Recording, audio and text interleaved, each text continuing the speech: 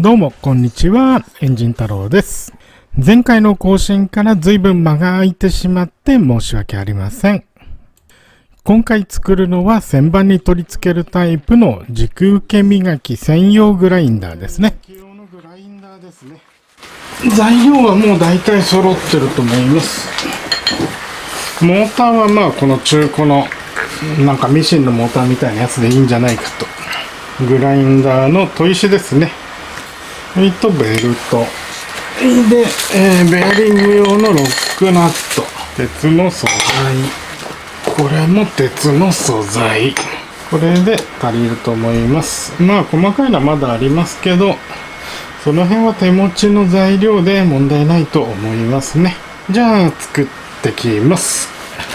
ベアリングハウジングや、メインのフレームの部分ですね。先にやっていきます。まずはベアリングハウジングいきましょうか。ま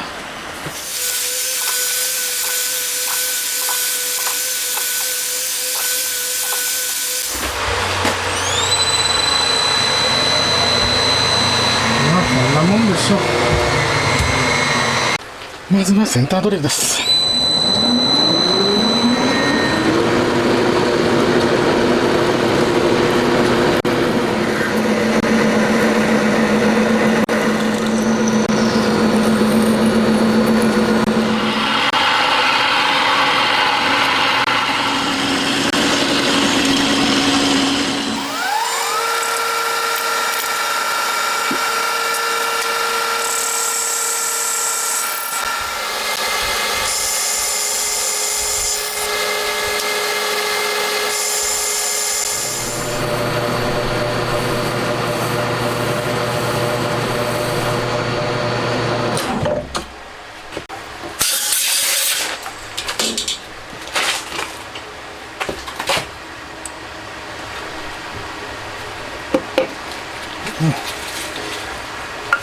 このぐらいならいいか。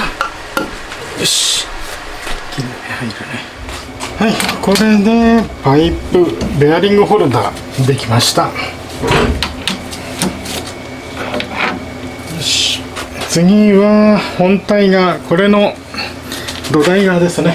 作ります。これがこうくっつくんで、つける部品、ここをえぐったりネジ穴開けたりとやってきます。まずやらなきゃいけないのはここえぐりを作ることですね。手書きをしてエンドミルでまず粗取りした方が良さそうですね。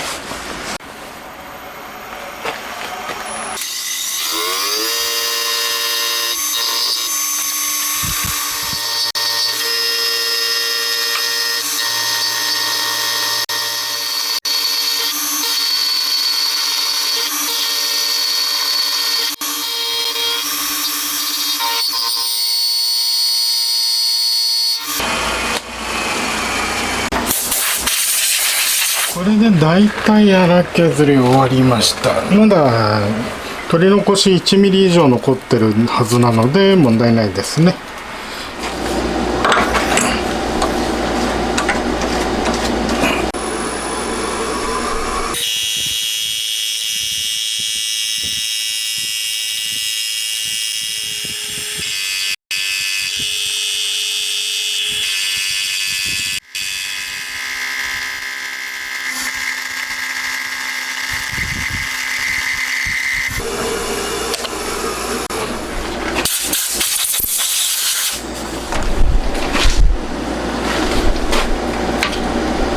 よし、いい収まりだ。よし、これで OK。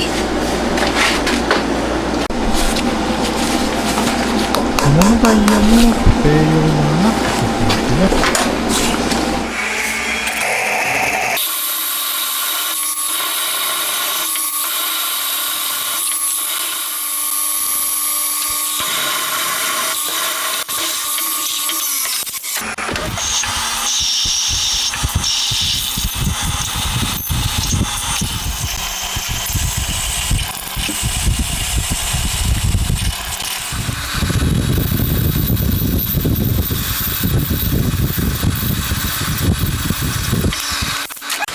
はい、これでこちらから貫通穴と段付き終わりました。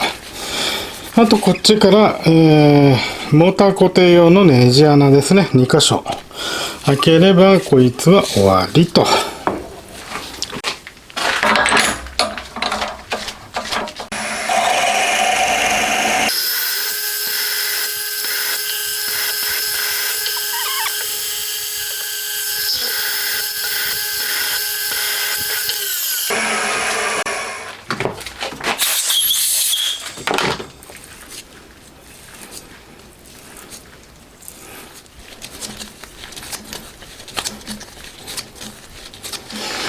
よし。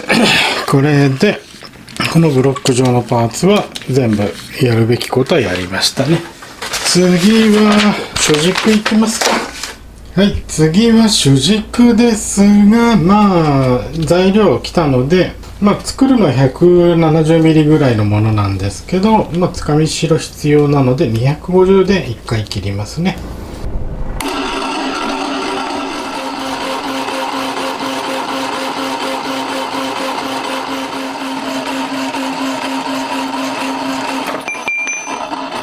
はい、まず一番太いところ、図面で太いところ42なんですが、これ、35mm とちょっと細いんですよね。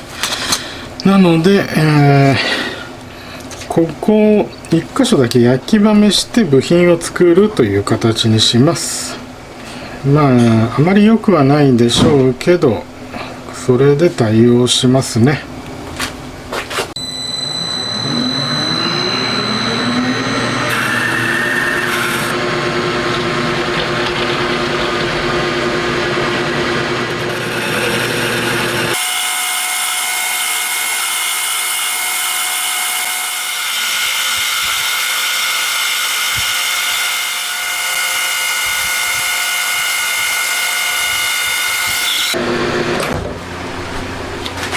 信号車外すとずれるともうずれるのが嫌なので入れませんけど、ぴったり合ってると思うので OK ですね。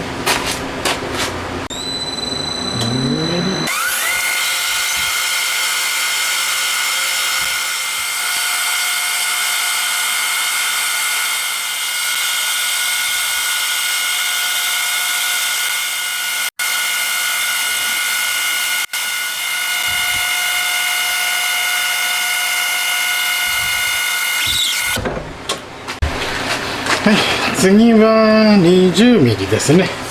今度はベアリングの入る軸なので、なるべく正確に削らなきゃダメですね。約 5mm 削るので型肉 2.5 です。じゃあ始めます。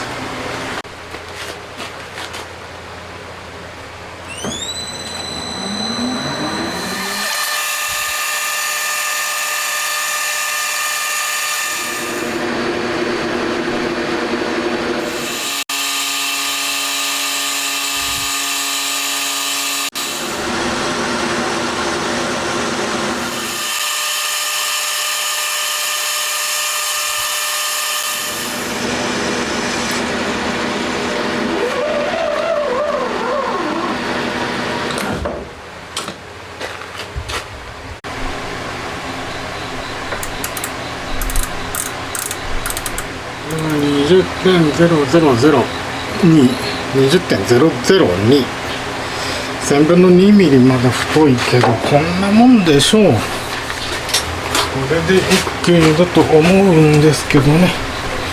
入れりゃ入るけど無理に入れると抜けなくなりそうな感じもあると。こんなもんですね。よし、これでベアリング部のシャフトは OK。ダメならもうちょっと綺麗にしますけど、ネジ切りやっていきます。ネジ切りはギアの変更が必要なのでピッチ換算表を確認しながらギア変更しますね。そしてこれがピッチ換算表ですね。旋盤にくっついてるやつです。よいしょ。この中のギア変えてきます。ではネジ切ってきます。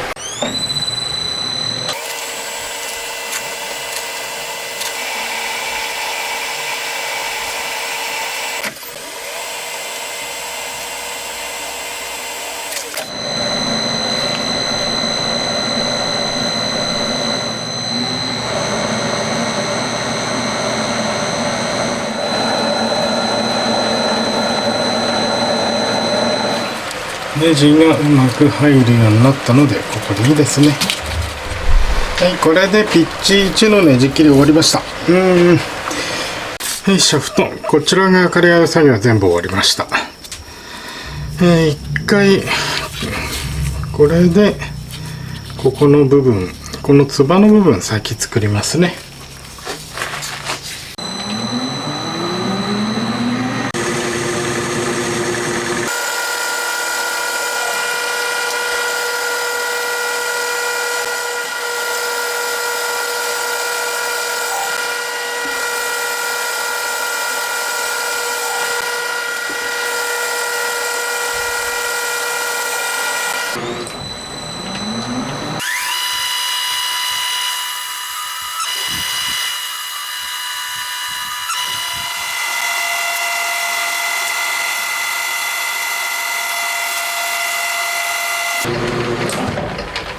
はい、予定寸法通り 24.96 になりました。あとは突っ切って、これはおしまいと。そしたら焼き場目ですね。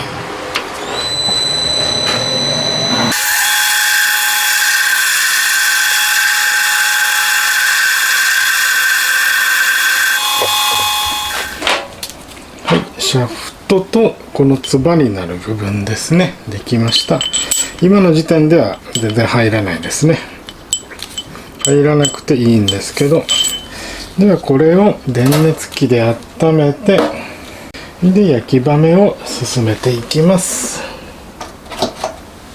で温めて、で、熱がよく回るようにカバーかけときますね。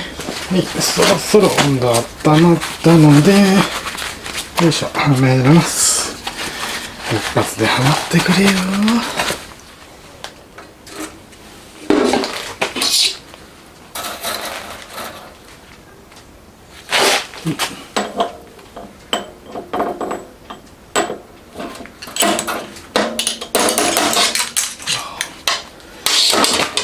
斜めった。とりあえず入りました。ちょっと斜めったんで最後プレスで入れちゃいましたけど、まあいいでしょう。はい、ではこれ仕上げていきますね。重要なのはまずこの背面、ここぴったりしないといけないので、あとここに穴開けと。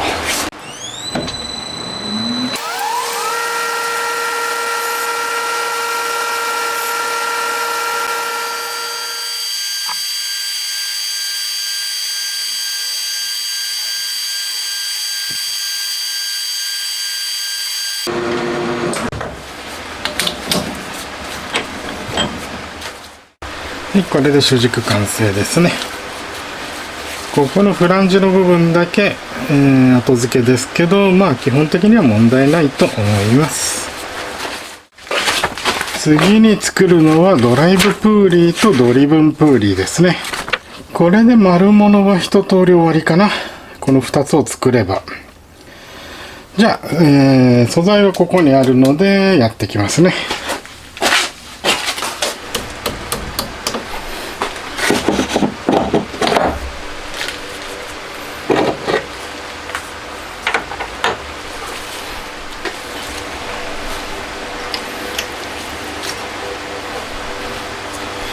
こんな感じで傾けてやるしかないね。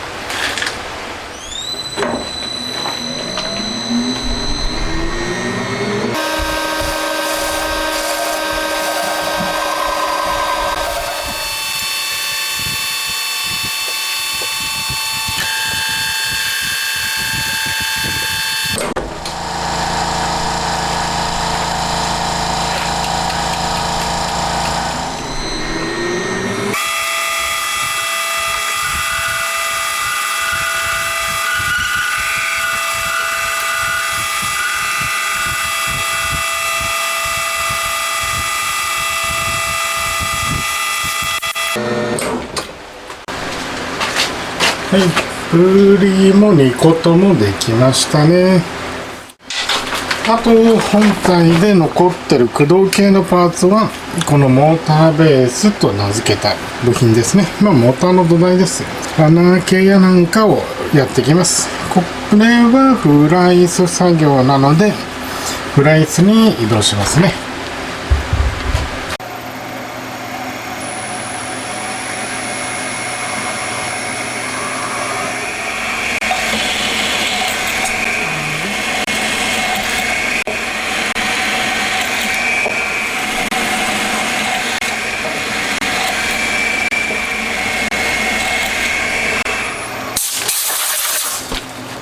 今回一つ一つの部品はそんなに難しくないですね。精度要求も主軸以外は、主軸とベアリング関連以外はそこまで要求厳しくないので、さほど難しくはないんですけどね。早くクランクシャフトの製造に戻りたいんですけど、これを作っとけば次以降のエンジンの時に楽になるはずです。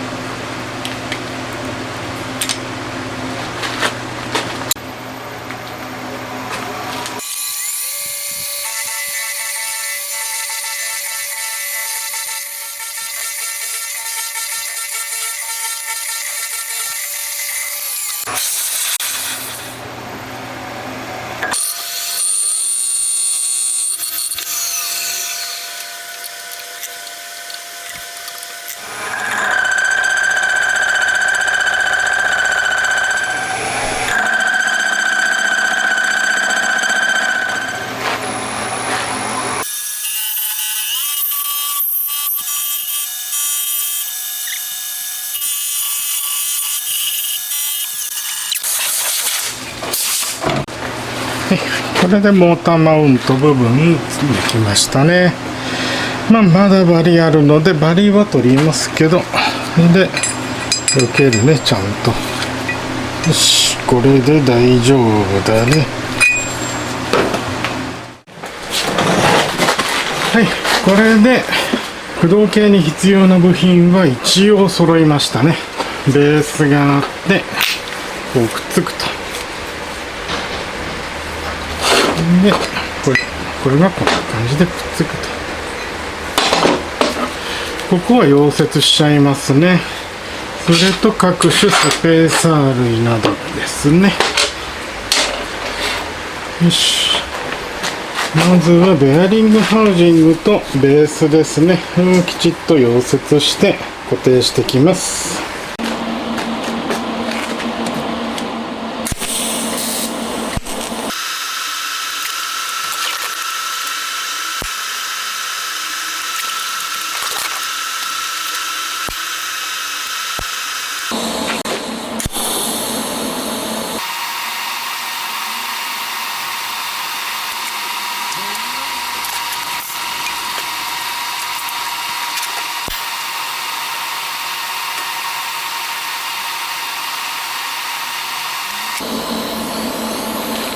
ここ溶接できたので、とりあえずは組んでみますね。こっちベアリングもう入っちゃってるんで、もうこのままいきます。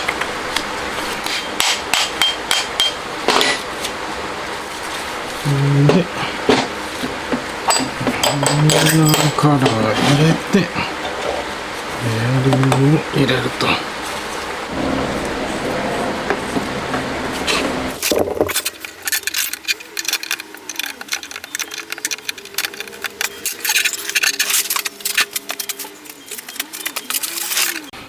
これで OK と。でプリをつけて、プリ用のワッシャーつけて、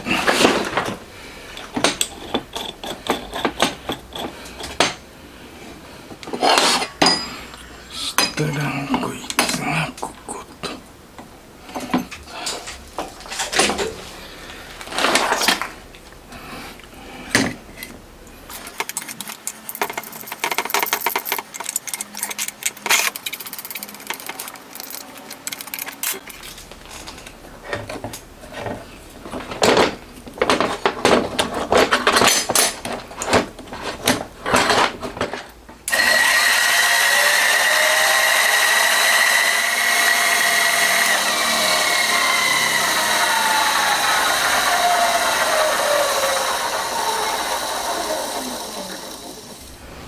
とりあえず砥石カバー作んないとね、次は。は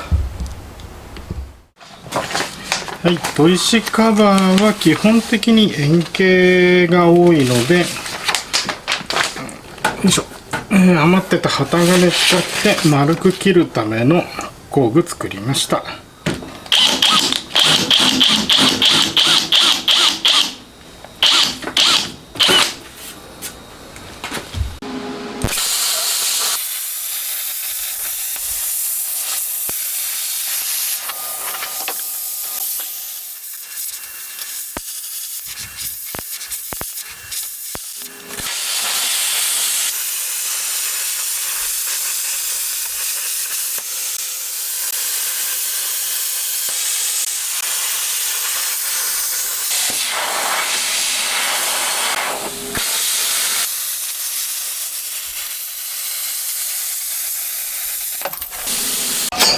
よいしょ。はい、現状で切れる分は一通り切りました。はい、こんな感じで点付けで、全体の形作ります。それで全体を本溶接していきますね。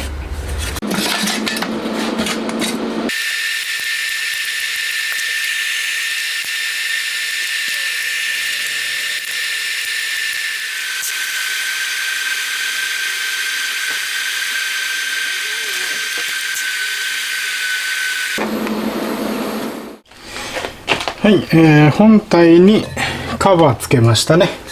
で、下に切削油を受けるトレイもつけて、切削油用のポンプもあると。一応これで、クランクの軸の仕上げ用の器具ですね、完成しました。正直前回やったのと同じようにラッピングでもいいと思いますけど、もしこれがうまくいけば多分こちらの方が早いはずです。あと忘れてましたが、砥石をきれいにするためのドレッサーですね、作りました。これも主軸にくっつけて使うものですね。じゃあいよいよ一回こいつのテストをやって仕上げ工程進みますか。はい、一旦は完成した、軸受けの研磨機なんですけど、テストで運用してる間にモーターから煙出て、うんともすんとも言わなくなっちゃいました。モーターは一応修理試みてみたんですが、もう全くダメですね。多分、煙が出た時点でコイルが焼損したんじゃないかと思います。というわけで、モーター、別の新品買ってきました。ただ、サイズがちょっと小さくなったんですよね。軸受け太くなってます。出力的には似たり寄ったりのはずなんですけど、確証はないです。出力足りなければ、さらに大きいものを用意して、つけようかと思います。じゃあベースプレートの手直しを先やってきます。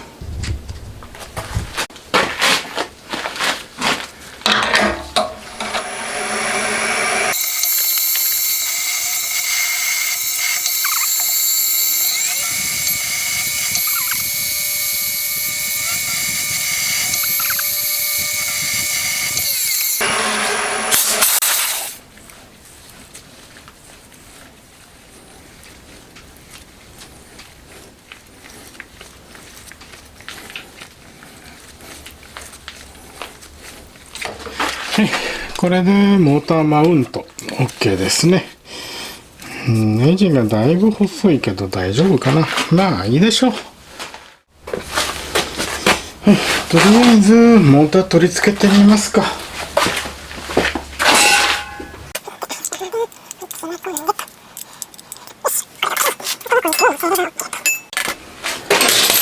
よし、仮固定で OK と。まあこんなもんでしょう。あとは電気系ちゃちゃっと作ってこれは終わりと。はい、場所を移して、電気系やっちゃいますね。電源とコントローラー。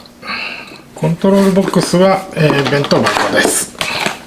100均で買った弁当箱を使ってと。これでいいでしょう。どうぞ。ほこり入らなきゃそれでいいですね。これで中蓋カットと。あとはよし、これにスイッチ類をつけりゃいいか。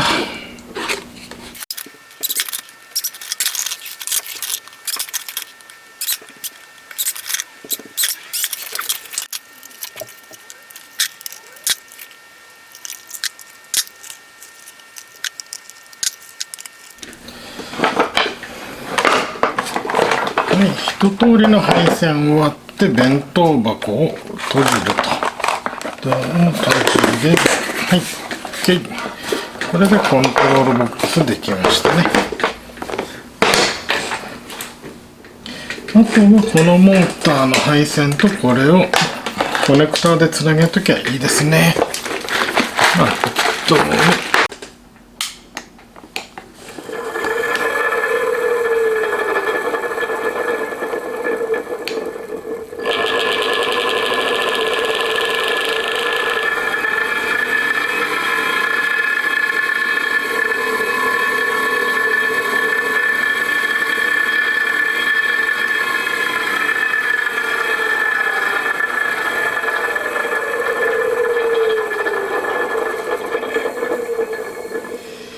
よし、あとはテスト切削なんかやってみるしかないですね。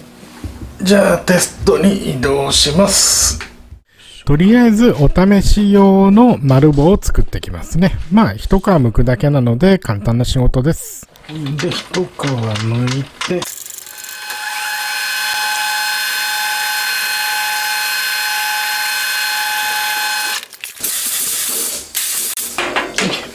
でテストバーできたと。これをまた砥石に付け替えと。砥石に付け替えたらさらに砥石が当たるとこまで進めてまた一皮剥いていきます。一皮剥いたらこの寸法を基準に次の狙いを決めて削っていきますね。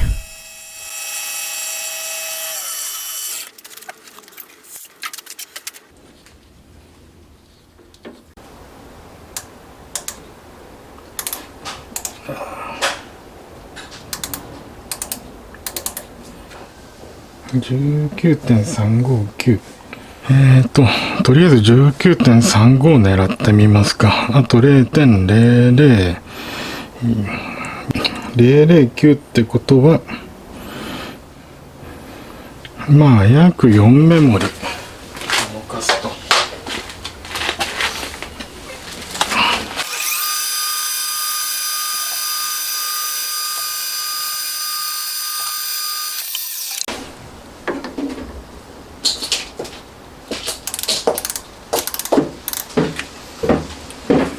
5、7。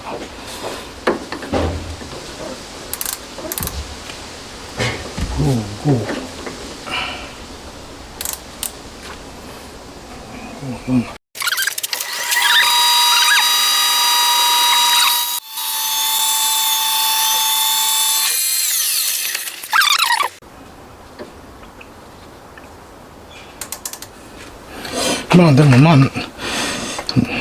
19.35 狙いで 19.351 ならまあ上等な部類かな。なんとかコントロールはできる。けど恐ろしくシビアだな、コントロールが。コントロールはシビアですけど、速いは速いですね。なんとかジグはできました。ちょっとポンプの調子が思ったより悪いのが気にはなりますけど、600円のポンプじゃこんなもんかな。場合によっちゃもうちょっとマシなポンプ探しますね。あと思った以上にビチャビチャと飛び散ります。磨き面は綺麗ですね。かなり綺麗です。これは良かったな。思った以上に綺麗になりましたね。もうちょっといろいろと手を加えればさらにいろいろ使えそうな感じはありますね。今回はこれで十分いけるのでこのまんま進めます。じゃあジグ制作終わりましたのでいよいよ本番に入りますが、今回の動画ここまでとなります。